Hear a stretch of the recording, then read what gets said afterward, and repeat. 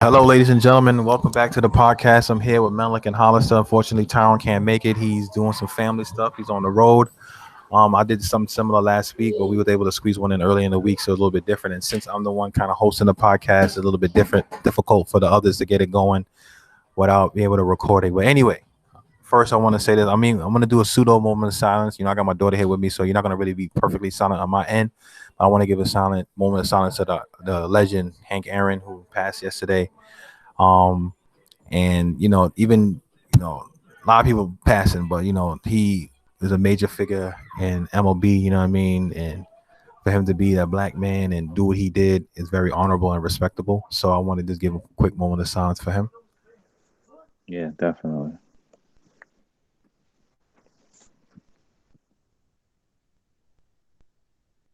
Yes. So may he rest in peace. I mean, he lived a full life for the most part. 86. I think they said he took the COVID vaccine. And I'm not trying to say because of COVID. He's an old man to get it. So I'm not trying to say because he got it. That's why he passed. But who knows? But may he Rest rest in in peace to the peace. legend. Exactly. You know what I mean? He got like I think Definitely, Larry man. King passed today or something like that. And then Yeah. this thing is crazy, man. Like freaking people getting COVID like left and right. I saw an article the other day, like Dave Chappelle got COVID. So Yep. another thing you gotta be concerned. He's a smoker, he's a the heavy smoker. So it's like, you never know. Not to try to be funny, but it affects the lungs. So, obviously that's something that's crazy. So wish him a speedy recovery and Yeah, I everything didn't like even that. know about that. Yeah, I saw So it the I other hope, day. He man, got he's it. So I doing hope he's good. okay. Tested positive. Yep. Yeah, so I mean, like like people test positive. Sometimes they're asymptomatic. Sometimes they're not really really into it. But it is what it is. It's dangerous out there, guys. Like I know it's a little bit different now. I was just thinking about this the other day, and I know this is not sports related, but we're gonna get into it. But like, how are we walking around? Like, remember the other day we look at videos of China and different things like that, and say, oh, wow, these cats walking around with masks all day. Like, this is crazy. We used to get on Michael Jackson for wearing a mask all the time, but it's like now that's like the norm. Like, I feel weird when I leave my house without my mask on. You know what I'm saying? It's like it's just so like ingrained in us now that we have to do that because of this invisible virus that we don't know, what's going on, how it affects people and stuff like that. So I just say, you guys pray, stay cool, stay safe. What I mean, do the right things, protect your family and yourself, and it will get through this. It's gonna be some minute. I don't think this year gonna be a year like everybody. Oh, 2021 is gonna be everything's reset. It's gonna be some growing pains, but I think with the knowledge that we're gaining and stuff like that, we should be okay. You're gonna take the vaccine, go ahead, do your thing. I'm personally not, at least not at the moment, but I know family members who have, and people that I know who had to, and you know, more power to them. But my thing is that like we'll get through it together, and let's try to stay focused and do those things. But getting into the sports, Brooklyn Nets, and I'm gonna say this two things. Like we said this last time in the last episode, and I'm starting to see mad people now. All these other like big time YouTubers who do basketball commentary and different things like that, and even some sports analysts saying what I was saying. And I'm not trying to say I'm the only one who came up with this idea, but I found it was very interesting that when I started talking about it, everybody started mentioning it now. Whereas like a lot of people feel that Kyrie Irving purposely, made himself a non-tradable asset so he can stay with the Brooklyn Nets so they can still acquire James Harden. And I feel that that's a big thing. And I do believe that that's something that's validated based on like what was going on and how things have been happening. But that's another story. But that's neither here nor there. Um, I want to get off this and say, you know what, hey man, I'm done with the whole chemistry thing with the Brooklyn Nets because at this point, offensively they got some stuff they got to work out on, but defensively is their biggest Achilles heel. Like I've been watching these couple of games and like yeah, they was looking good with KD and like James Harden and like I don't want to put it on no Kyrie, but the Cavs was cooking them. The Cavs have the worst offensive rating, one of the worst offensive rating in the league, and they look like freaking the '90s Bulls the way they were smoking the Nets. So I want to get your guys' opinion on that. Menelik, what do you think about the Nets and the defense's problems, and do you think it could be fixed? And then we're gonna go jump to Hollister. So yes, as you said, for the Nets, I think offensively, one that they already show signs of chemistry and also just signs of them being able to figure it out over time. Like obviously there might be some turnovers here and there, but once they get to know each other, their tendencies, this, that, and the third, I think that stuff will get squared away and it'll be handled. Defensively is definitely the issue. I mean, it was definitely prevalent in that Cavs game, the first game with the big three.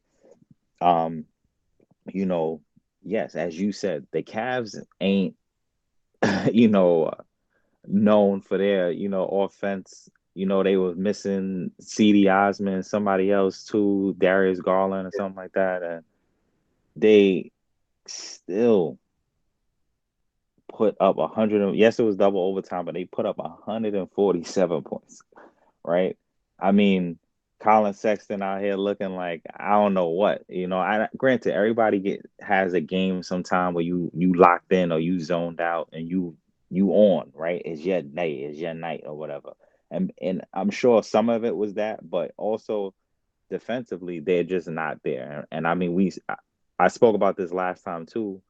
Jared Allen was a big part of the Nets defense and their defensive identity.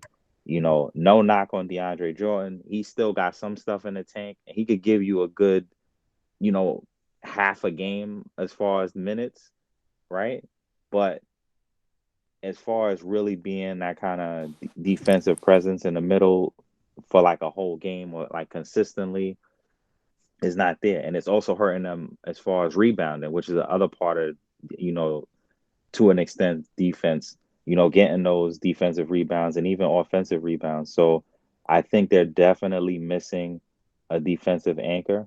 I mean, Katie is an underrated defender, um, but Kyrie and Harden have never been known for their defense. And I mean, they have some other pieces, obviously, yeah, if you take a guy like Joe Harris, good player, but he's not like a 3 and D. He more just three, and he's a solid, good player, a important piece, but he's not, they're not getting the defense from there either. So I think it could be solved because they do have roster spots still. So if they could go out there, get one or two guys, and then really just lock in and try to come up with a defensive identity. Once again, they don't have to be a top five defense per se. It just has to be like right now. It's just looking like they not even trying sometimes, and some of that could be once again the newness, getting everybody to gel, and they probably have a lot of focus on making sure the offense is good. But they need to do something defensively if they want to win championships. They have the offensive firepower, that's without question, and 100%. they'll definitely work out the kinks on that end. But in order to really truly, because once the playoffs start, that's when it becomes more of a half court game, and they're going to need to be able to get stops as well as putting the ball in the basket. So I think if they make a pickup or two, it's going to be hard though because it's not too much out there, but it's trade deadline still hasn't happened, and then there's other things going on. So I think they will try to find some complementary pieces, and I do think They did that find one guy, but I'll mention him when I go on. Let's Hollis mention him first. But go ahead. okay, yeah, and I do think that they can, the players that they do have there can also step it up defensively. I don't know where it will come from per se, but I think it'll happen. Yeah, so yeah, we all know when the trade first happened, Jared Allen was like the main piece, excuse me, defensive piece that they was going to definitely miss because his rebounding, his defense. That's the key thing that we're missing, rebounding. I know they just signed some guy. I forgot his name. I know they say he played last Novel year. I think Pell. Novel Pell. He played for the 76ers six. Yeah, and he played in 2019. He was like a big man that he's from the islands as well. Like one of his parents is like from like some other country. So rebounding yeah, big. he's a rebounding guy. He good shot blocker. He's a big man. So like that's something that I feel that will be something in the right direction. But I'll get into my spill after that. But yeah, Hmm. that's his name. Go ahead. Yeah, that's like a piece we was missing, a rebounder. Also, the defense too as well. We got to lock in on that. Bruce Brown. I know he's a defensive guy. Who else? Damn, that's pretty much it. But they, like Sean Mark said, they're gonna find some pieces. With the buyout market. I know I saw something on ESPN this week saying they have to sign, I think, one or two people by the end of this week or the end of next week. So I guess they probably gonna hold that last roster spot maybe for a buyout person, or whenever the trade deadline shows up, they might do something. Me personally, I would think they should go after Trevor Ariza if he's healthy. I don't know what teams he's on right. I don't know what team he's on right now, but he would definitely be like a good defender that we could use. We got a big, so that was a key piece that we need. DeAndre Jordan, he's not that old, but You got to, it's hard for him to play 40 plus minutes every night. And with the schedule, with the shortened season, the schedule is a lot of back to backs, this, that, and the third. And Nick Claxton, he's still out with his injuries. Hopefully, he's back soon. So that'll be another big we have. Also, with we played the Cavaliers the last two games here. Colin Sexton, we all know he has that intensity. I guess when he plays against certain players, he turns it up even more. And also, too, they was going DeAndre Jordan was going against Andre Drummond. We all know Drummond is a 20-plus rebounder almost on any given night. Also, too, Jared Allen and Taurean Prince probably had that edge. Like, all right, we playing against our old team right away. Okay, they traded us. All right, let's show them, what they missed out on. Got to give the Cavaliers credit. They came out, beat us back to back. It's okay, but it's part of the growing pains for a new team with a new big three. It always happens. Every big three that came together, the KG big three, the LeBron, D Wade, but they all had growing pains. It's not going to work magically instantly. It's going to take some time, but. And Kyrie tweeted out too, pretty much saying, for the grand, get everything ready for the grand stage. I hope so, because the way he's been going, his other issues, but we all know about that. Hopefully, they get it together. I think they will, but they got to take chemistry takes time. They got to gel, got to practice more. You got to understand, each other's, spots, this, that, and third. The X's and O's. Steve Nash is a rookie coach, so he got other veteran people. It's going to get it. It's going to take some time, but they will get it together. It's still early in the season. Is what. I forgot how many. It's less than about. I forgot how many games they played so far. Maybe I want to say maybe 19 games, maybe even 18. Yeah. I think There's no need to hit the panic 8. button yet. There's no need to hit the panic button. And honestly, if the players supposed to start now, they're in the playoffs, and they might be they'll be the 7th seed. But as long as you make the playoffs, that's all that matters. But I feel like too, with the thing with Brooklyn, I feel like they play hard against the big name teams like the Sixers, the Bucks, and the Miami. I feel like. But not to trash nobody, but the bad teams, I feel like they just get a little lackadaisical and fall off a little bit. But they're gonna correct all of those. These guys are veterans. They've been in the league. KD got championships. Kyrie got one. They know how to flip the switch when necessary. They'll get it together. People, just calm down. People, there's no need to panic. This is part of the game. Growing pains happens everywhere, every day. It's natural. We're gonna get it together. Just fill out the roster. Get 2 more pieces. I think they got to fill out, and we get to go. I agree. I agree 100%. I think, look, like you guys said, it's growing pains, like Malik said earlier, and we all kind of pretty much seen the whole thing. Yes, so we all know what's going on with them as far as offensively. We already know that they have a lot of firepower, and in some flashes, they've been really getting everybody involved, and they can kind of coexist. I do still feel a little bit like Kyrie sometimes is a little bit of shot crazy, a little bit too much. Not trying to say not trying to do what he needs to do to win, but I feel that he actually trusts himself more so than others. I felt in the first Cavs game that he could have gave the ball to Kevin Durant a little bit more, and I think they would have sealed that game a little bit better. A lot of that stuff was stupid mistakes defensively that we kind of blew, and it caused Colin Sexton to go ham. And then the second game, obviously we didn't have KD, and also defensively, I felt that they were just going lackadaisical, like you said. And also, Jared Allen was a big piece that I really wish we wanted to keep. No disrespect to DeAndre Jordan. Not saying that he's not a good defender, but I feel that, he lost a step or two. You know what I mean? He's not a quick, athletic big that he used to be. He still got some athleticism. He's still, feasible, but he's the only big that the team has right now. So, a lot of times we play that small lineup, and we have a big man like Andre Drummond who got decent post moves, is strong, was a big guy. Even DeAndre Jordan having issues guarding him. It gets a little bit tricky. Now, I feel defensively, a lot of it is just effort. I do agree with you, Hollister, what you said, because when you watch them play against the Bucks, they was going in, KD having blocks, and they really played well defensively in that game. To me, at least to me, in my eyes, way better than how they played the Cavs. And I guess they felt when they play in the Cavs, we're just going to come in here and just handle them. And the Cavs say, nah, you're not going to come in and just handle us. We're going to do what we have to do. And you can see, the lapses in, the rotations, not coming up on the pick and roll, allowing shooters to shoot instead of going over the screen and going under the screen instead of closing out on the lanes and not letting big men like Jared Allen, which what he can do, get to the rack and yam it on Harris like he did last night.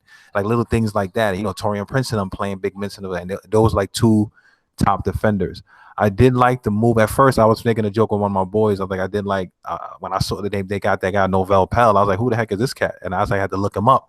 And I remember him from watching some of the games and stuff like that and some of the highlights to see all right, that this guy's a good rim protector and good guy that we can rock with, which is good to know and good to have. So for me, I look at it from the perspective look, that's a step in the right direction. We don't need to get no Jamal Crawfords, no disrespect to him, or no other not small time guys, but these guards. We don't need that. We need defenders. We need good quality should be role players that's going to help fill out the roster. I didn't even think about Trevor Reese or Hollister, like you said, but if that's somebody they can get who's a solid defender, who was a stretch wing, who could like help in that area, I think that would be a good look as well. But I do agree with you. We need to fill out the roster. I think they're going to get it together. Like you said, this is a first new time team. We just traded some core pieces to get a big time player in James Harden, and everybody's trying to find nuances. A lot of the turnovers that they've been having was like, them anticipating a guy to make a move where they might not know that, all right, maybe James Harden want me to get out the way so he can go to the rack, or maybe James Harden, want me to do this. And, I really do feel that, it's going to take some growing pains. I do feel bad for Joe Harris a little bit because I felt that when he was just him and KD or Kyrie or him and KD and James Harden, he was getting more touches. But now, like that last few games, I felt that he had like maybe like under 10 points. And a couple of games before that, he was really playing that role of getting those buckets. And I do feel the need to get them guys more involved. But the biggest catalyst right now is defense. And I agree with Steve Nash. It's about a pride thing. Not trying to say these guys are not prideful, but a lot of them are not really digging deep and really like fighting on that end. You know what I mean? Like there was a play yesterday where Kyrie, you know, the ball got he made a move. The ball got knocked by Seti Osman. And I guess he thought it was going out of bounds. He just stood there. Seti hustled to the ball, got it, and it was on a fast break. And he just literally stood there looking at the air and looking at the refs and then get back on defense. And they end up getting a wide open layup. So it's like things like that need to be addressed. And I feel hopefully in these sessions and, them really thinking about it, they're going to really kind of like, sit down and like really dig deep and go in because, they desperately need that. You know what I'm saying? And it's like, Steve Nash got to work on his rotation too. He played KD 50 minutes. The man had an Achilles injury and you having him play 50 minutes. That's why he sat out yesterday. So it's a lot of little nuances that the Nets got to kind of figure out. But I believe that in time they'll get to it and they'll iron it out. But speaking of like the basketball stuff, and I wanted to talk about this. I was talking about this with Aubrey yesterday. Hold on one second. Part where like Shaq and them the players been getting on Shaq. So there was a thing where KD said, like, I don't know why they keep asking this idiot questions and referring to Charles Barkley. Have him ask questions, and they were saying with Shaq, and LeBron came out and said, I could tell when like a little borderline hate, and I could always hear it in the delivery and the tone, etc. and etc. And Aubrey and I was going back and forth on this. Now I agree that sometimes these old heads and these old players sometimes can get a little bit aggressive with these younger players and say some things that's kind of unnecessary or really trying to not really have the criticism to make them be better, but just to say something. But a lot of times I feel that these guys making valid points on some of the things, they might not have the most like tactful way of getting it across, but they do mean well. Like when Shaq was saying what he was saying about, Donovan Mitchell in the sense that day, even though I think it was a wrong time to say it, but I get what he was trying to do. I'm not even that. You forget that one when he said about James Harden, like, yo, you didn't really give your all for Houston, things like that. And I feel a lot of these players, these modern day players, are taking these things to heart, and they're a little too sensitive to me, and they don't want to take the constructive criticism from the old heads, and making it look like, oh, these guys is hating. And I don't necessarily think it's hate, but I wanted to get you guys' opinion on that if you guys are familiar with that. So, Hollister. Yeah, so my take on that, I'm a young, I'm in my early 30s, but I'm more of like an old soul. So I'm like, I got a lot of old school ways embedded in me. So I understand like when, Chuck and them guys get on them. I don't think they really getting on them personally. I think they just want them to, go in more because they know they're not tapping their full potential. They know those guys could drop crazy numbers every day. I think they just really want to, push them to that limit because these guys, they more like, all right, they laid back. They more like, they more care about doing this and that on social media. It's like, all right, focus on, your game. Go out there, you could do more. You could put up, like, you gain $100+ million. Like Shaq and them guys didn't really get that back then. Times was different financially and everything else.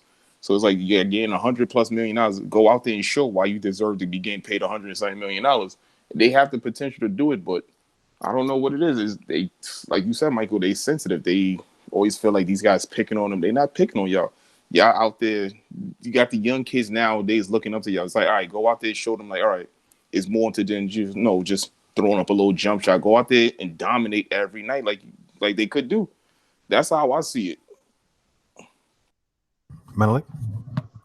So yeah, I mean, you did speak to it, y'all both on some level. So I don't think that is just straight up hate and there's no kind of tough love or constructive criticism. I do think a lot of it is kind of a tough love mixed with the fact that they are on TV and they also trying to entertain people and say things that, gather attention mixed with, in maybe a few cases, it could be a little bit of something going on there. Like obviously we know Shaq and the White Howard don't like each other, right? So sometimes when some of the stuff he Right. might say about the White, there might be a little more there. I could, but there are other examples where I think, like you spoke about the thing when he said with James Harden, like you didn't give him your all, right? Now to me, just if you trying to be objective, you look at that.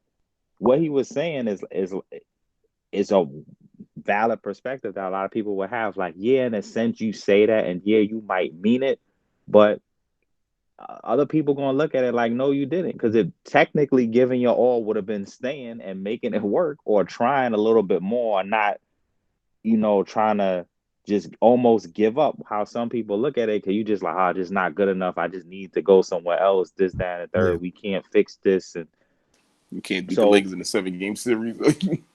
yeah, and then also yeah, people will look at what you've done at certain moments. Like you didn't have one of those real transcendent kind of playoffs per se. Like he's had some moments in the playoffs. I won't say he hasn't had any, but he hasn't really been that guy that really truly, stepped up and put the team on his back. And like I said, he had a few moments he's trying. I'm not trying to say he's a phenomenal talent player, is down the third.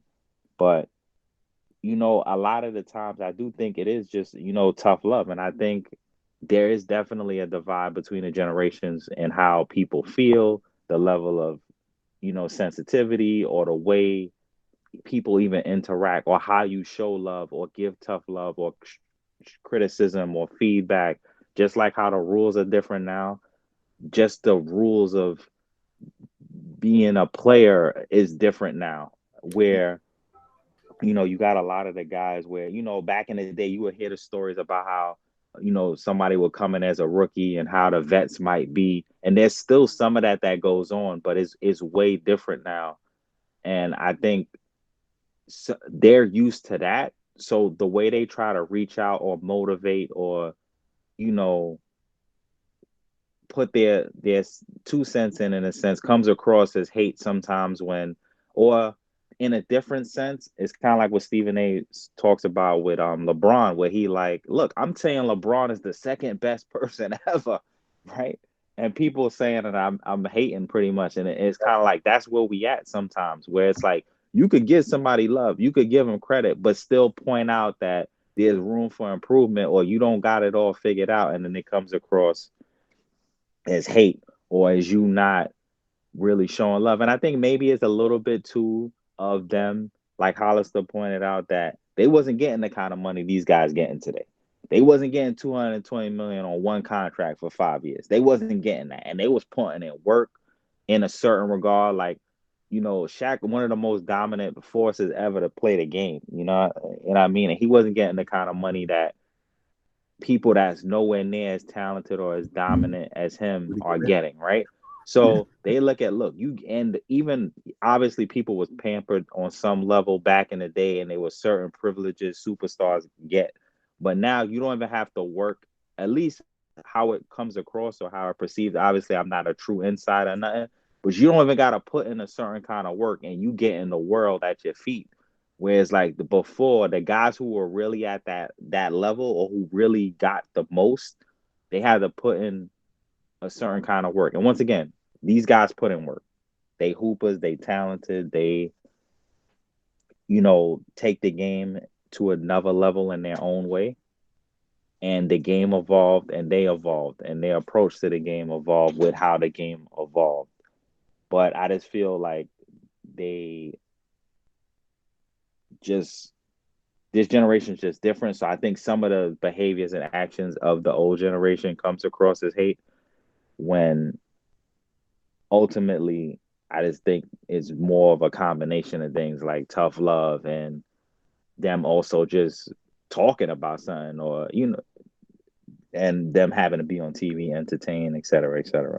I agree. I mean, look, I look at it like this, right? Like you just said, you hit a lot of things on the head, and I'm looking at it like like more of a tough love thing. And some people handle different criticism differently. If you look at what happened in the Last Dance, and I know a lot of times in this podcast we reference the Last Dance, but it has a lot of significance. You look at Michael Jordan, right? Michael Jordan used to have to make up stuff to help motivate him, or hear somebody say some type of criticism to make him go out there and drop 50 on somebody. You know what I'm saying? Whereas like when you and Shaq made up the whole thing about David Robinson, so he can go out there and try to murk David Robinson. It's like sometimes people need that push. And like what Shaq had he made an illustration after he was talking about the James Harden thing. He said, yo, Stephen A, remember when I came and I pressed you and I came to you and we had a back and forth and I cornered you and I was talking to you about what you said to me and you said, hey, big fella, you ain't really do nothing yet. You get swept all the time. Like, what do you want me to say?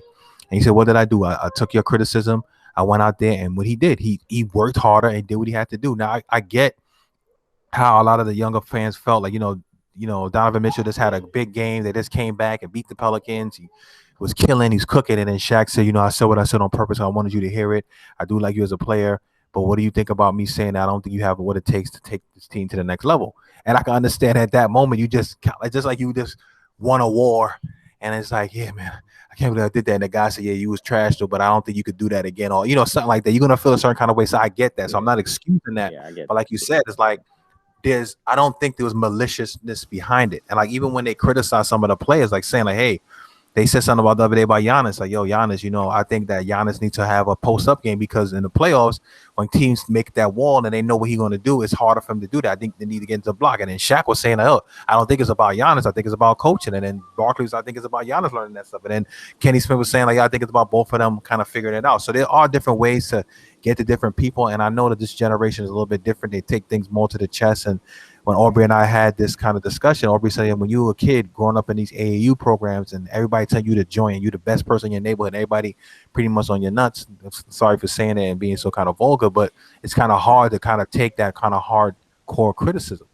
And in regards to that, I kind of feel that when these guys like James Harden them start to criticize people like Shaq and talk about they're not uplifting people, I feel that's kind of ignorant because James Harden in that same interview was dissing his other teammates saying they was trash pretty much. You know what I'm saying? So here it is, you talking about uplifting your next brother, uplifting the next generation, and y'all in the same generation, but you dissing John Wall and them and saying that they trash, that ain't good enough, and at the same time, you want somebody to say that, yo, you gave your all to the city when you really didn't. So I feel that there's always hypocrisy in some of these things, and I get it. There's different ways to skin a cat. Some people, respond better to constructive criticism.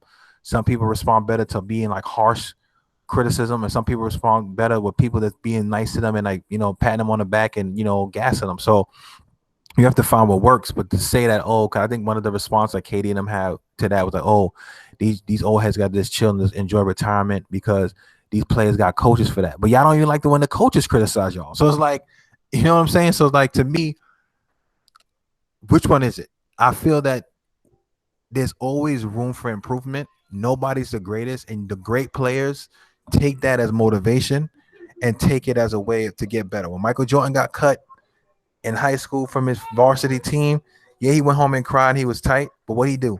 He came back and became the GOAT. You know what I'm saying? Like, that motivated him. You know what I'm saying? That motivated him, put him to that next level. So I'm not saying that, yeah, every story is going to be that way, but some people who got grit, if you will, are going to take that experience and say, you know what? I'm going to prove them wrong. Yeah, it might be a little chip on the shoulder kind of action, but you got to take it in stride. You're going to always have haters in the world. You're always going to have people who hate on you for no reason, no matter what you do. But at the end of the day, it's about what you're doing. It's about you. So you have to take that and understand, like, you know what? It's about me and what I can control.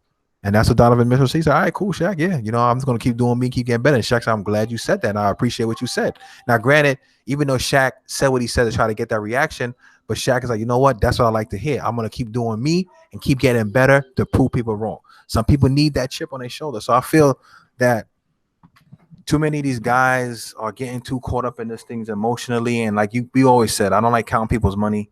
But like you're right, Mel. Like Michael Jordan made $90 million his whole NBA career, and $60 million of that came in his final 2 years in the NBA. So imagine the rest, the other $30 million that he made out of the whole 13 years that he was working in the NBA playing basketball. How much he made? And it was people like Michael Jordan, Shaquille O'Neal, Charles Barkley, them old heads that y'all criticizing and saying that they need to chill. It's because of them and their play and their skill That y'all set get to that get, y'all yeah. get this kind of bread. Because if it wasn't for Michael Jordan taking the game to a global stand, these NBA players would not be getting these big old contracts and guaranteed money. So let's be 100% honest. So yes, give do what is due. You're gonna have haters, but at the end of the day, learn to take some of the stuff in stride. Learn to understand that not everything that's said to you that's negative is a hateful thing. Got to learn to do that. The same thing with the people talking about the Nets and everything like that and how they play and everything like that. It's all part of the same game. So I feel that a lot of it needs to be maturity, and I feel that people need to learn like, yo, at the end of the day, I gotta do what I gotta do. And that's how I see it. Um, unless y'all got something else to talk about on that regard, I have another quick thing I wanted to mention about something else, and then we can move on to the next topic. I think, yeah. Nah, so yeah, so let's swing. It's changing gears. You know, that's enough basketball. We had a couple of games on tonight. We're gonna watch. But tonight is one of the first pay per view events for the year for the UFC. We have Conor McGregor versus Dustin Poirier 2, and we have the co-main. We have Michael Chandler versus Dan Hooker. Now, Michael Chandler obviously is a new fighter to the UFC. He was fighting in Bellator. He just recently got signed and he's fighting. I'm looking forward to both fights. Obviously, I can't watch them because I'm not buying no pay per view. I ain't got no extra money to do that. And it's funny, Dana White came out the other day. He's like, "Yeah, you effers, we looking for you streamers." Like he really went ham this year and this go around to really get at the streamers. He said, "Yeah, you guys go ahead. We'll find you. We'll get you." So I guess he got something where they doing tracing some FBI cats working with him to stop these streamers. But unless I get a stream, wink, wink, or I'll just watch it tomorrow some way. I'm just gonna have to look at Bleacher Report for the results, but I'm really excited for this fight. And I'm gonna go with Hollister first. I mean, I'm not sure if you're familiar with the two guys, but just give your predictions on the co-main and the main event, and then I'll go to Malik and then myself. Go ahead. I'm the co-main event. Who was fighting? Let me check. Hooker and Michael, something. Michael Hooker and Hooker Dan and something. Michael Hooker Chandler. and yeah, Michael Chandler. Yeah. Yeah, I don't know nothing about those two guys. Sorry, UFC fans. I know about some people, but let me look at this stuff. Dan Hooker. All right, lightweight. Okay, hold on. All right. Um, Michael Chandler. Yeah, I think I'm gonna just randomly pick.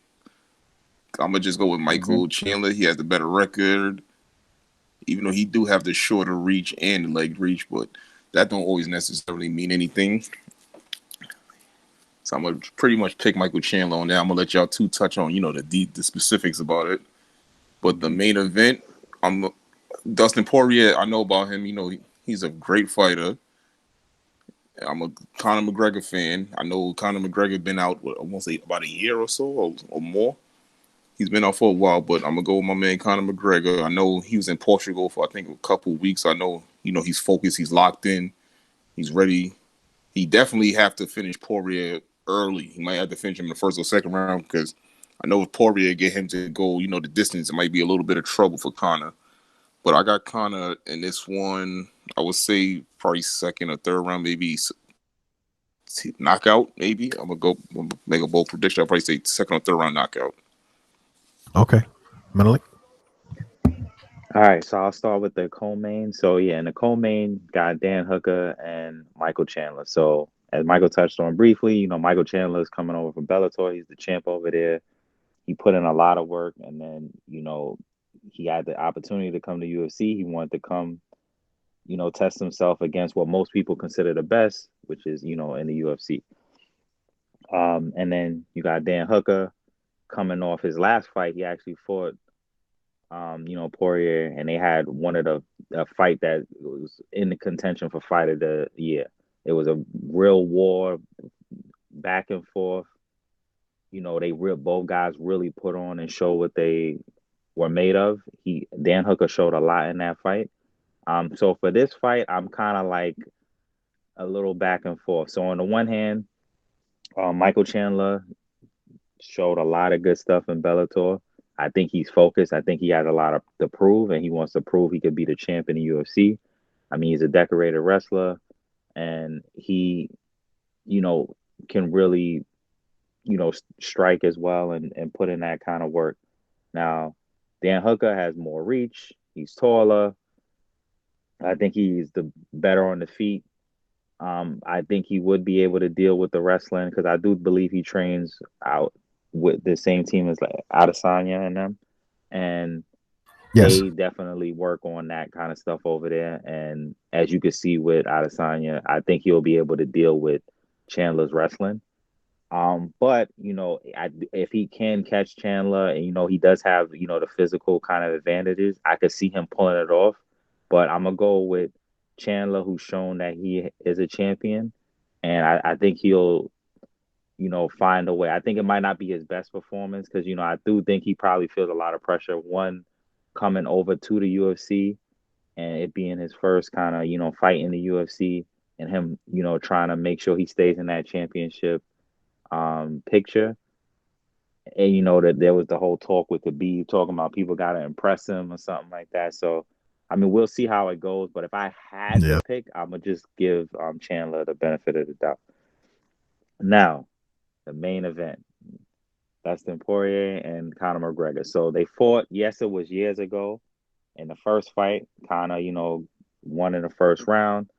They were saying, Poirier came in very emotional. There was a lot of trash. So that was the heat and the height of the, Conor McGregor's ascent when he was really just extra wild in the post fights. And, there was a little more kind of bad blood leading into the fight. And, Poirier admitted that he went into it pretty emotional and charged up. And, McGregor is really precise and he has power. He got power in that left hand. And, you know, he was able to, catch Poirier.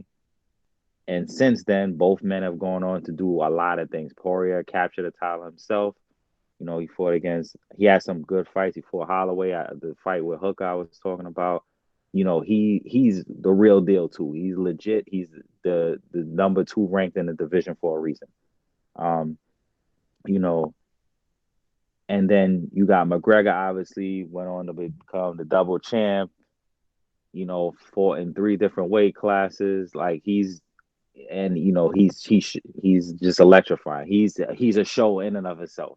Win or lose, he's going to be entertaining. He's going to bring excitement and attention to the card, to the UFC, to the fight. So it's a great thing that he's there.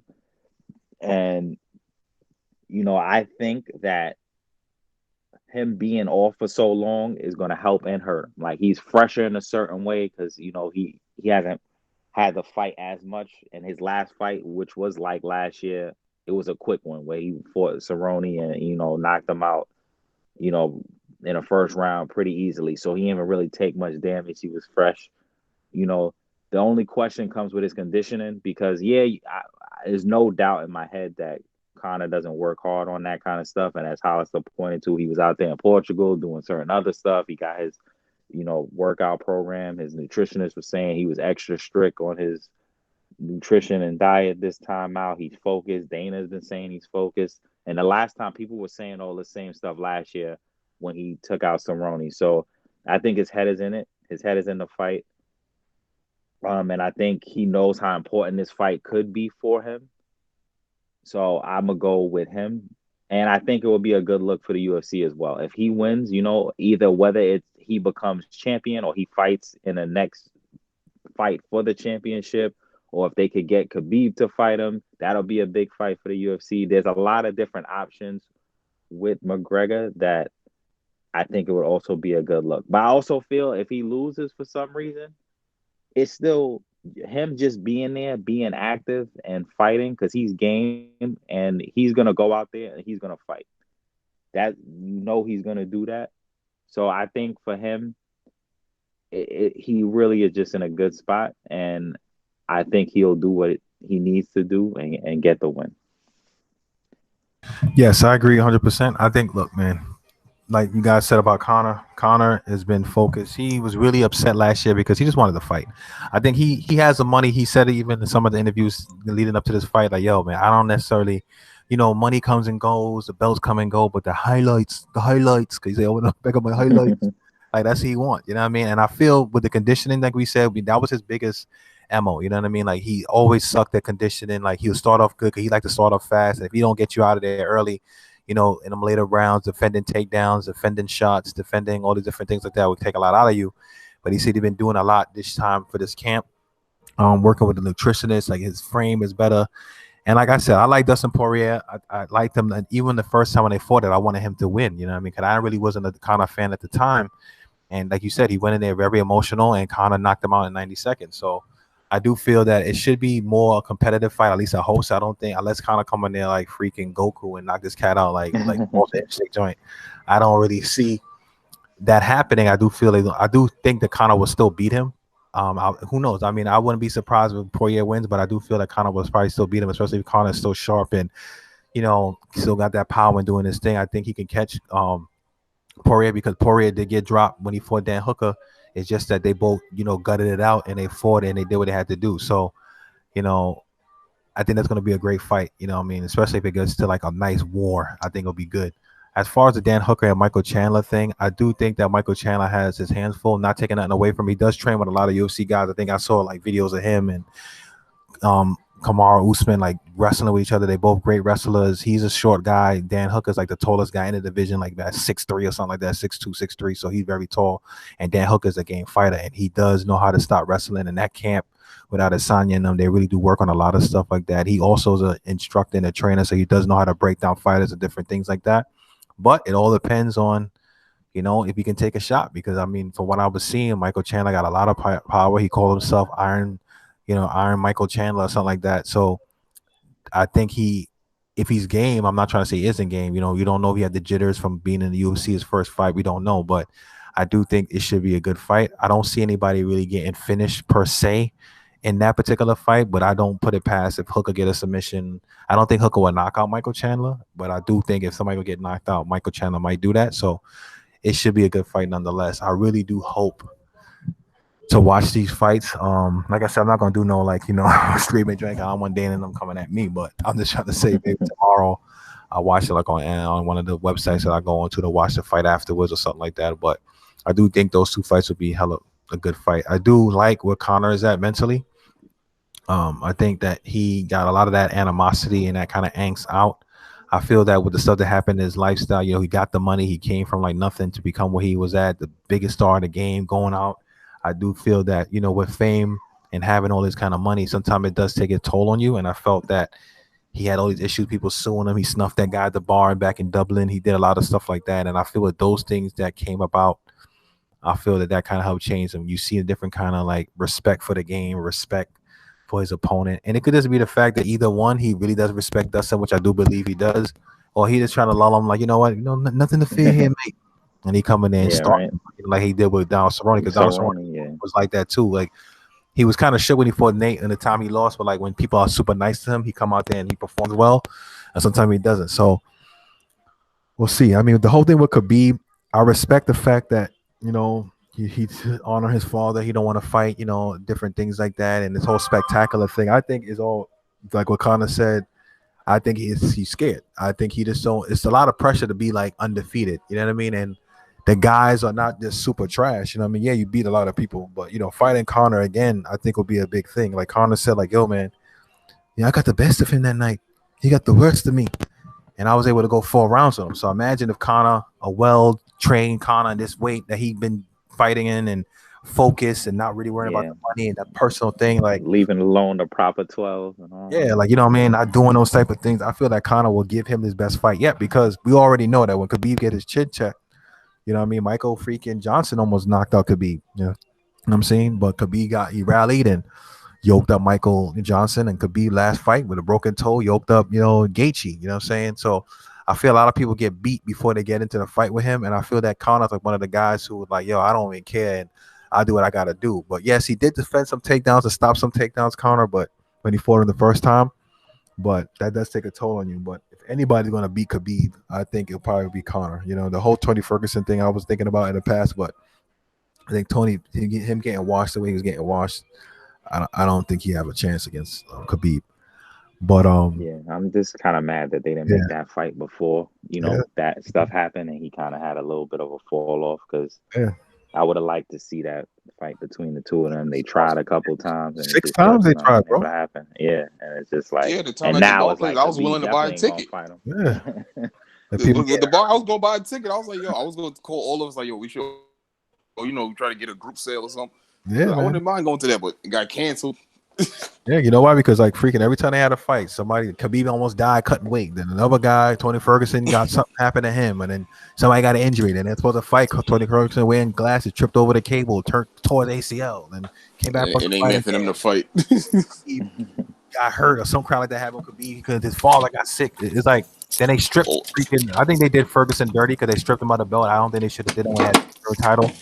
But it's like, it's a business. At the end of the day, these guys are going to do what they're going to do. They're trying to make money. Dana trying to make that bread. Mm-hmm. He wants most of the money. That's why he's so mad about the streamers. Because, look, anything that you do, it's always going to be somebody going to find a way to get it for free, especially when it comes to pay-per-view, right? But the problem with Dana White is that he knows that this Conor event is so big. And last fight, the streams got so good that Cass was watching the joints. Like that website we going to, that joint was like crispy, and that website shut down. Yeah, exactly. I'm like, dang. Freaking Dana White and them get into it quick. So they're like, yo, man, we're going to get this thing because he knows with this Conor fight, it's so much millions. Like, they probably already broke records already with the pay-per-view buys already with this whole show. Like Dana White, people ain't trying to pay no $65. Yeah. He got bills. We in a pandemic. I don't trying to say, but he don't care, man. Dana White trying to get that cheese, man.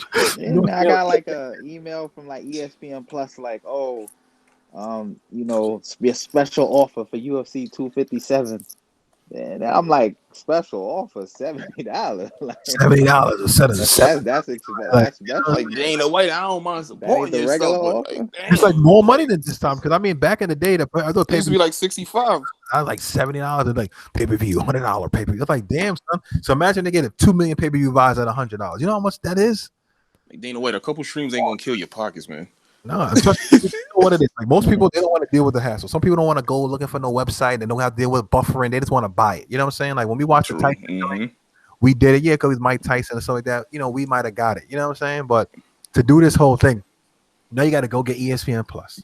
Then you got to go and buy the pay-per-view on ESPN Plus. It's like 2-step program. That's how. Because when you have ESPN Plus, they give you a little discount. Little discount. Like $2. And then but you still gotta in order to watch it, like I can't go on my cable box right now and just order the pay-per-view. I have to have ESPN Plus to get the pay-per-view. The channel, yeah. So it's like at the end of the day, you still losing money because now I'm paying double. So now ESPN getting a double portion and UFC getting this money. Now I know you gotta pay them freaking, you know what I mean, like those freaking sheiks over there for like having a thing over there, but they gonna get their bread. This fight is $90. I'm looking at it now. That's Dubai prices, bro. You ain't got that kind of money. I thought about it, but nah. I was like, if it was like 65, I would have did it, but nah. I mean, I have it, but I'm not doing all that. You know what I'm saying? It was $5, maybe. You know what I'm saying? Like certain fights, I would buy. Like if they have the John Jones, I'll definitely buy that. Certain ones, if it's like a thing, because we could have sometimes people make a thing of it. A couple people go to get together. They're like, you 20. And we all Connor, watch you my the man, fight, Connor, but I'm not trying to spend no $90. No, think about it, right? Remember the time I used to buy the fights? I used to do that. We'll come and watch the fights. We watched a couple of good fights. But like, we sort of on the Rampage. John Jones. So we had that other guy. Rampage, Rashad. And another time, Rashad. Yeah, I mean, we did that. That was cool. But then I started going, like, my boy used to go watch it at Buffalo Wild Wings. I was like, I guess I'll come one time. And then after doing it that one time, I was like, that's better. Like, me and Melik, so Andy Joshua one time fight, that's off the strength. We went to Buffalo Wild Wings and he was like, all right, he's fighting, we're going to watch it. It's like there's more people in the bar with the environment. It's like they all excited. Yeah, I mean, don't get me wrong. A couple of times one day, like you could get crazy. Like one time we went to see Floyd and Cass was getting tight because when he won the fight, I forgot he was fighting. He was fighting. I think it was Canelo, and dudes in there, the mag, man. We went up in like Long Island, but at the end of the day, like we used to have like community. You see people that you watch all the time watching the fights, and it gets crazy in there. And sometimes it's a little bit better because you just buy your food because like these bars they pay like a one lump sum fee to TVs.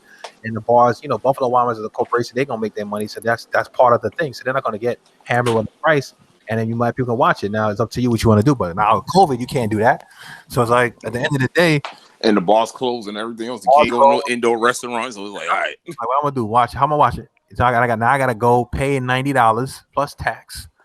To watch that I kind of want to watch. Like, I mean, it might be that fight might be worth $100, but at the end of the day, like, nah, I'm good. I'll watch it tomorrow, man. I'll watch it on YouTube. I'll watch that. Watch the highlights. My highlights. You're like a proper 12 and sit down and watch the highlights. Because I'm not paying that money. You know what I'm saying? That's the thing that bothers me with this whole like MMA thing. It's like I get it. Well, anything pay per view, and I get it. These fighters got to get their bread, but At least lower the price for the pay per view. We in the pandemic, like people struggling. Like, come on, at you least think be considerate like that. Like, Dana, what you got it? Like, you don't need it. Dana White and them like this, right? First of all, I think what happened with Connor last time was made Connor so angry is that they was holding Connor out. They got Connor in before the pandemic. So January 20th last year, he was able to do that Cerrone fight. It was a big fight. He made a lot of money. They made a lot of money, and they was happy because Connor's a big draw. So anybody's on a Connor card, they don't get paid because they're on a Connor card, right? But what happened was you would see like, look, yeah, Connor want to fight, but we can't lose this mystique of Connor. He just said Connor fought somebody else and he lost, so it wasn't a great fight. Like people are still gonna come watch him, but they might be like, they don't want to lose that money, and they wanted to wait till fans come. But they realized, like, you know what? We ain't getting no fans. Connor said, I'm retiring. You know what I'm saying? He showed the fans that, look, I'm trying to get a fight. I'm trying to fight, but they holding me out, and he kind of forced UFC hand. So now, because he originally was going to do a charity event with Poirier, and then the UFC saw that and was like, "Nah, we can't have that." So then they went. They probably offered him some money and other stuff, and talked to him, and then now they were able to make it an official fight. But yeah, because originally he was just trying to be active, do something, and that's why he was going to do a charity kind of sparring match with Poirier before this got fixed and settled. Exactly. And like you just said, like, think about it. Like he went out their own way, and I knew that was going to happen. When I saw that, he's like, oh, charity. He's like, yeah, he's like, don't worry, mate, I'll pay for your thing. We do it to your charity, because he just wanted to compete. He was streaming on my dick. He trying to make his own organization. Same thing with Khabib. Khabib bought an organization in Russia that was like Guerrilla Combat. I think he changed it to Eagle Combat. So like these MMA fighters, like it's only a matter of time, because I think there's also like a legal case, like a monopoly case against UFC, even though they got other organizations. But UFC is like the prime show. You know what I'm saying? That's gonna get at. They're trying to get at them, because look at boxing. Like every fighter technically their own contractor, their own promoter. They have other people managing. So you might have like a crooked crowd like Don King or Bob Aaron, or whatever that guy who manages Anthony Joshua, right? Those are the guys who like, freaking like, the Golden Boy. Like these are the cast of the big promotions who put on the fights. But everybody technically can kind of do their own thing, right? But in UFC, you have to fight under that umbrella. You can't have no outside sponsors. You got to use Reebok. Well, I think they're getting rid of Reebok now, but you got to do all this other stuff like that, right? That kind of stifle your money, your growth. So everything stays in house. So they kind of commandeering and, ODing. So now you got some fighters who have their mind like, yo, if I put in the hard work and I get nice and I'm like a John Jones, I'm going to get paid. But not everybody on the roster going to get like that. Like the girl that I knew who was fought, who's training in Evolution Muay Thai that I used to train in, right? Angela Hill. Like she was not getting no kind of bread like that. She might be making more money now because she's been active and she's fighting, but also she's in a division, no disrespect to the woman, that's now she helped kind of start that division. You know what I'm saying? She was part of that group of women who got in that start. You know what I'm saying? And then her skill set and her fighting and her personality got her to the point that she has now, when now she's starting to get more notoriety. So now she's going to get a little bit bigger money. But when she was first fighting, you get $8,000 to show and $8,000 for your win. What's that really doing? You get raped in taxes for that. Then you got to pay your camp. Like that really ain't doing that. You got to pay it to live. You know what I'm saying? So at the end of the day, there's no base salary where these guys can actually, dedicate themselves to this craft. So you have to like really sell yourself and do these different things like that. So for me, when you look at Dana White, and I'm like, yeah, you should be able to give back to some of these guys or give a better salary where like you making like mad bread. So let me just do the math real quick since we talking about numbers, right? You know what I'm saying? Let me get my calculator. What's on the calculator? Yeah, let me get my calculator. I used to do the math in my head. Let me get the calculator, right? So we got a calculator, right? So let's say you said $99, right? So let's say you said how much it was $90, right? Yeah, 90. Yeah. Let's say they do a million pay-per-view buys, right? It's 90 million. Right? And now you multiply that by 2, right? That's $180 million that they getting off. That's off the pay-per-view, right? And that's not even including taxes and everything. That's $180 million that they're getting off that. People bought tickets, right? And everything like that. So, and then let's say Conor walk away. I think he get like a $5 million base price, and I think like his $5 million just to show, and if he wins, who knows what that, whether pay-per-view percentage, whatever. And let's say I think Poirier gets $1 million and like some pay-per-view buy percentage. They still raking in mad bread. And Mike, what if it end like in a first round knockout? Yes, like we screwed. I'm gonna have to call my bank. Like, So I I'm think like, that, yeah. remember when we was My kids. son accidentally, I one time we did that. But I don't know, Malik, you remember this when we was at our mom and them house. We had cable in our room. wrestling, right? Wrestling. I pressed the button. I said, "Oh, step, it's on, guys." I didn't know how to order the joint. You know, we ordered that joint. We got to pay back. And I was like, "Yo, I could just say like my daughter." One time I did that. I think Savannah ordered a movie. I said, "Hey, my daughter accidentally ordered this joint." I said, "No problem." You know what I'm saying? Like we can't do that with $90. They like, "Now I'm sorry, sir. We'll credit you something." Over. Yo, the one I think it was the Israel fight I ordered. Mike, they took it out my account immediately. Like the next day, I was just like, "Well, damn." Son, they took that. Like this fight is on a Saturday. Y'all doing transactions on a Sunday? Like we hit submit, bro. They took that joint. We hit submit, so they was like, he gonna hit submit. Even if we don't hit submit, we taking half for wasting our time. You know what I'm saying? That's how they do it, man. Like $90 million, like $180 million, and then you know this fight gonna do $2 million pay-per-view buys, right? So that's $180 million, and you know they're getting money from other sponsorships and everything like that. So they making bank, right? If a streamer, who cares, man? All right, you lose like 1 million views, like you still get look. That's what I always say, man. And I understand as a business, and I know, and if I was a businessman at his level, of course I want my money, obviously, right? But with any business, you're always you have to assume a loss in some capacity. you definitely gonna take L's. Russell Simmons said, he said you're gonna take a lot. That's it. You're gonna take L's. Like fans now. When I worked in the food place, Melly, you could attest to this when you worked at Thriftway and even other jobs. When I worked at, the park, you know what I'm saying? All right, somebody drop a bag of fries. All right, that's a loss. We lost that money for them fries. We lost it, but it's already accounted for. All right, somebody in the staff drank a soda. All right, that's a loss. You already drank the soda, right? It's gonna happen, but the majority of people are gonna come and buy the product. So, mad people gonna want to buy this fight. Why? Because it's Conor McGregor. Mad people don't have the understanding to do like to look for streams. Some people are impatient. They don't want to look for streams. Some people like they die hard. I'm gonna support regardless of what it is, and they'll buy the free pay-per-view. They'll buy these posters. They'll buy the shirts. You know what I'm saying? They'll buy the tickets. They'll buy the freaking mouthpiece that got blood on it. They'll do these different things. Where it's like, all right, you got less fortunate cats who ain't got no bread. They're like, you know what? I want to watch it. I want to watch the fight. I don't mind watching it zoomed in on some cats talking on it, or it's reversed. You know what I'm saying? Like, keep reloading it. You know what I'm saying? I want to be able to enjoy that. That's how you build the fan. So now when they watch it, you build that fan base, and eventually, when they get the money, they're gonna go buy the pay-per-view. Or they might go to an event, or they might just never do that. But hey, that's a chance you take. At the end of the day, give the people the opportunity. Damn it, huh? Is that like you said? It's like a loss. You buy a ticket to go to the actual event, and the fight end quick. You still take a loss. Like it's like either way, you gonna take a loss regardless. That's right. Yeah, no matter, like I was saying, the fact that it's a pandemic, and also that people don't have that typical option of going to a bar or doing stuff like that. It's like you would think they would be a little more considerate of the price. I know they hurting too somewhat. Who? Because they not making their normal numbers, but they not hurting like the average person. Son, hell no. They are good. They got to deal with ABC. They got big time moves that they made this year, right? Because I didn't even know that the last fight was on ABC, son.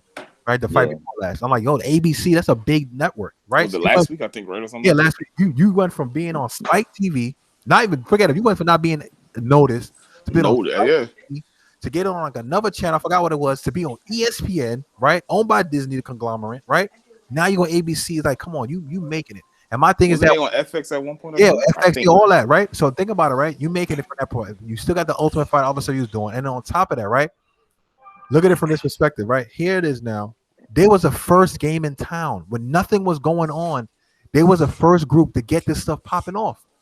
So you got all the eyes on you before football and basketball bubble, all that stuff happened, right? You had all of that at your disposal. So you was getting that pay-per-view money even back then, right? And they getting money like all these free fights that we might watch on ESPN or ESPN Plus. They getting bread for that too. So yes, Malik's right. They're not getting their usual gate numbers where they'll make like $1 million at the gate and stuff like that. But that's $1 million at the gate. We talking about to start getting that money back because they slowly, letting select few fans in.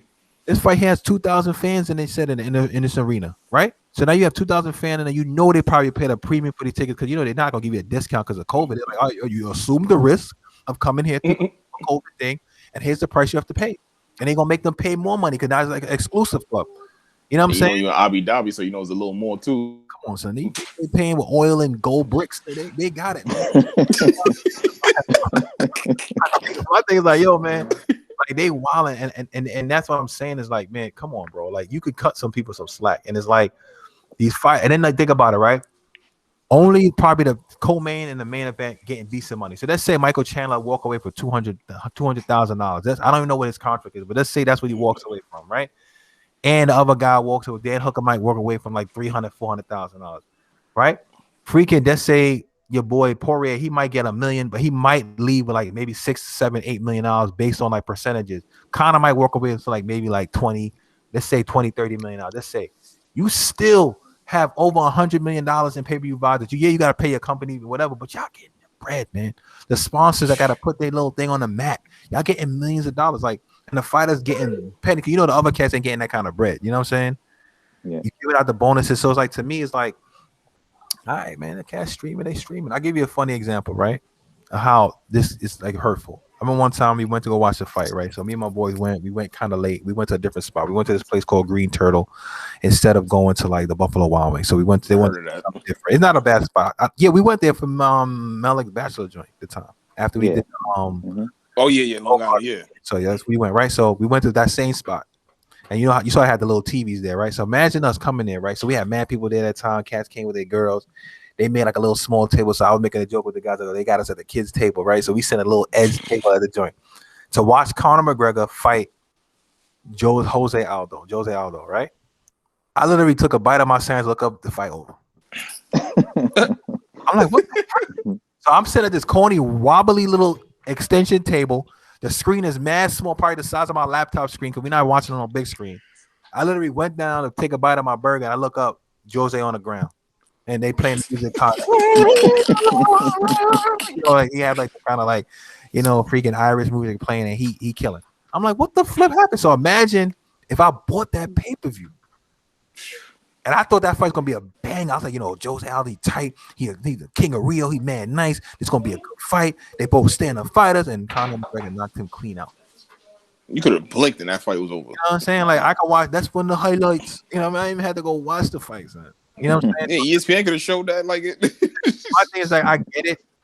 I understand the game, and it's a business, and as businessmen, like a lot of sometimes they not. If I was a business person like that, I'd probably like, man, if the streamers get it, as long as they ain't really killing our bottom line, it is what it is. I'm not gonna go ruin somebody's life because they streaming something on a website for free. You know what I'm saying? I'm not gonna do that. Now if they trying to like steal my money and do something grimier than that, yes, essentially it's stealing money, but I'm not buying a pay-per-view anyway. You get what I'm saying? So you lose that money anyway. So at least let me watch the fight.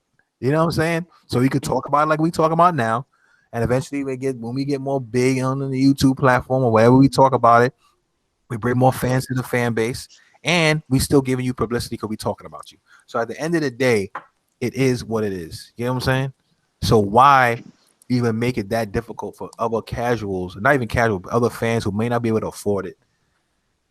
Give them opportunity. Let them rock. You know what I'm saying? Like, don't try to freaking like you a billionaire, Dana. You a multi-millionaire, right? You got mad bread. Even if you're not a billionaire, you got multi-millions of dollars. And I'm not counting your bread, but come on, son. It's not that serious. You're gonna have to freaking shop the streamers. These people out here supporting you. They watching your stuff. They not just buying it, but they still support. And think about it. Now, if I understand if it was a streamer and I'm giving them bread. Now, I don't know how streamers make their money. They might make money from like the amount of clicks and views, whatever, right?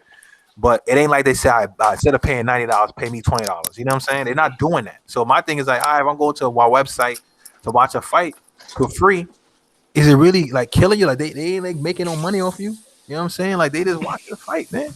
Damn. It's like, no, man, hell no. I want them to die. That's how Dana White said. He said, you effers, you're gonna pay. Yeah, I'm like, yeah, so this is a press conference. The guys, he's, I'm glad you mentioned that. We got you. You guys go ahead and do it. Watch what's gonna happen. I'm like, damn, Dana, is it that serious? But in Dana White's eyes, hell yeah, it's that serious. But yeah, man, I mean, I'm excited for this fight, man. Like I said, I mean, I'm probably not gonna watch it because I know I'm gonna get hit up like, yo, where the stream at? What? I'm like, I don't know, bro. You know what I'm saying? Because even now he shut down that one website. I can't watch basketball on that website. So now you taking away basketball because now you so. I think MMA. I'll say when we finish recording, but I got something. All right, yeah. All right, Dana, we got something for you, son. I just hope I you, Dana, but somebody come to my door like some ex UFC fighter come punch you in my stomach for streaming the fight. Like, oh, you I'm like, watching look, Michael? Like, I'm Michael. I'm like, look, Dane, I support your company, man. You can give me a job. Like, I ain't got to do I'll do that. He gave. Honestly, yeah, he might be able to get lucky. Like, remember that girl they showed in they had somebody trying to steal a TV out of Best Buy, and she was like pushing them back. It was like, Oh yeah. she got fired from Best Buy for doing that, which is dumb to me, right? That's part And of the Dana White was like, you know what? I like that story. She's a tough guy. He gave up like a head of, like a top security job at UFC. That's what's up. She's from Hawaii. So I had to make the decision if I want to fly to the States, because she even though it's part of the States, but people from Hawaii and be here, and I did it, on run, and then now she got a job. You know what I'm saying? Making decent money for the UFC. You know what I mean? But it is what it is, man. But yeah, I mean, unless you guys got something else to talk about, I'm pretty much done. That's pretty much it. Yeah, I'm good too. Yeah, so I want to thank you guys again for listening / watching the podcast. Please like, share, comment, and subscribe to the channel. It does help the channel grow. We're trying to grow the subscriber counts. Like I said, we're a small unit here, pause, and we're just trying to get, bigger. Pause. This is not even sounding right, but you get what I'm saying. But at the end of the day, we're really trying to make this channel grow. If you see anything or you have any ideas of making our content or making this a more entertainable thing for you guys, please let us know in the comment section below, or email the channel so we can try to work on those things and make it a little bit different. Again, I hope you guys have a great weekend. I hope you guys enjoy the fight if you watched them, enjoy the games, enjoy the sports, and at the end of the day, man, let's enjoy life, man. A lot of times we take a lot of things for granted, and it is tough out there. Not saying that it isn't, but at the end of the day, we all got to try to persevere, be a faithful person, stay faithful. Thank God for the days you have and the blessing. If you're not, just stay positive and try to do the right thing with your life. But at the end of the day, we really do appreciate you guys. I could say from Malik and Hollister and Tyrone that we all appreciate the support and you guys watching the channel. So stay blessed, enjoy the rest of your evening, and God bless. Yeah.